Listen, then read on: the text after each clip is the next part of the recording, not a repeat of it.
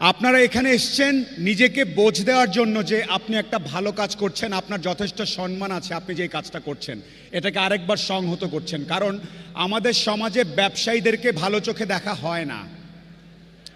আমাদের দেশে বাবা মা একটু বয়স হলে বলে চাকরিতে যাও, বিসিএস দাও, অমুক করো, ইঞ্জিনিয়ার হও। এই জন্যে যারা ব্যবসা করতে যায়, যারা দোকান নিয়ে বসে ইত্যাদিতে, তাদেরকে অনেক সময় ছোট মনে করা হয়, এখনও করা হয় বাংলাদেশে। এটা বাংলাদেশের সমাজ ব্যবস্থা এবং অর্থ ব্যবস্থার ভুল।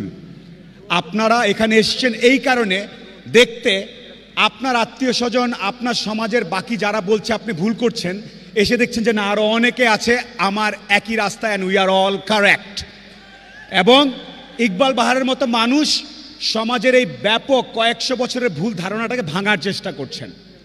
আমরা যখন বসে গাছতলায় আম খাচ্ছিলাম আর চিরা খাচ্ছিলাম, তখন নেদারল্যান্ডসের মানুষ, স্পেনের মানুষ, পর্তুগালের মানুষ ছোট্ট একটা জাহাজ নিয়ে ওই স্পেন থেকে, নেদারল্যান্ডস থেকে, ওখান থেকে বের হয়ে ৩-৪ হাজার কিলোমিটার, ৫,০০০ কিলোমিটার সমুদ্র ঘুরে বালিতে, পেনাঙে, মালয়েশিয়ায় মশলা কিনে ২ জাহাজ গিয়েছিল, ১ জাহাজ ফিরে আসতে পেরেছে।